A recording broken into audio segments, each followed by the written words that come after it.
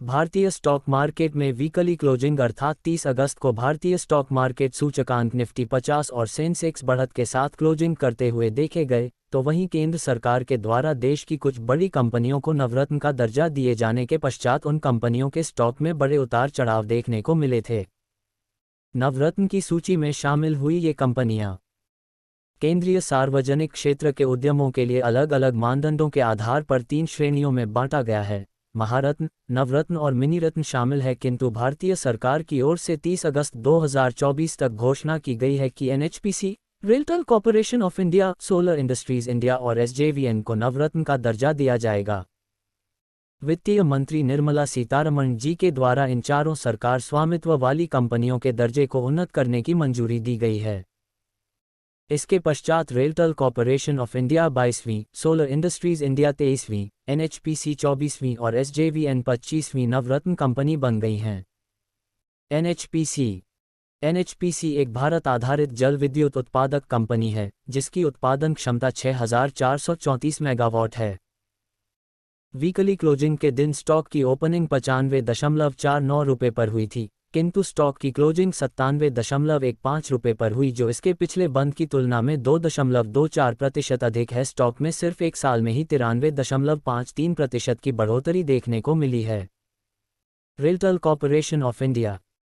RailTel corporation of India एक भारत आधारित दूरसंचार अवसंरचना कंपनी है। वीकली क्लोजिंग के दिन स्टॉक की ओपनिंग 493 रुपये पर हुई थी, लेकिन इसके बाद स्टॉक में पहले कुछ बढ़ोतरी देखने को मिली तो उसके कुछ देर बाद स्टॉक में गिरावट आने के कारण स्टॉक की क्लोजिंग 490 रुपये पर हुई, जो इसके पिछले बंद की तुलना में 0.42% की गिरावट को दर्शाता है।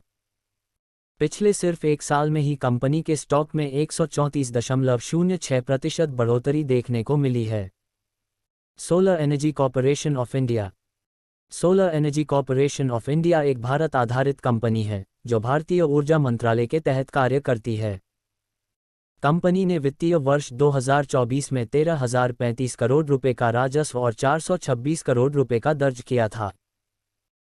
एसजेवीएन पवन ऊर्जा, सौर ऊर्जा और जल विद्युत उत्पादन करने वाली भारत आधारित कंपनी है। वीकली क्लोजिंग के दिन स्टॉक की ओपनिंग 134.10 पर हुई थी, लेकिन उसके बाद स्टॉक में लगातार उतार चढ़ाव जारी रहे, जिस कारण इस स्टॉक क्लोजिंग 133.05 रुपये पर हुई, जो इसके पिछले बंद की तुलना में 0.50% की गिरावट को दर्शाता है।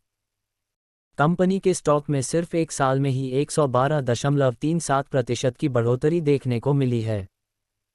डिस्क्लेमर: इक्विटी न्यूज़ का विजन भारत में वित्तीय साक्षरता को बढ़ावा देना है।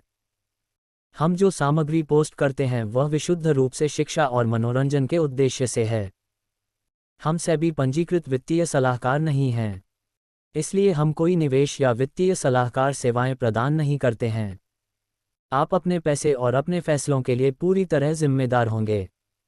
कृपया अपने वित्तीय निवेश के लिए किसी सेबी पंजीकृत वित्तीय सलाहकार से परामर्श लें।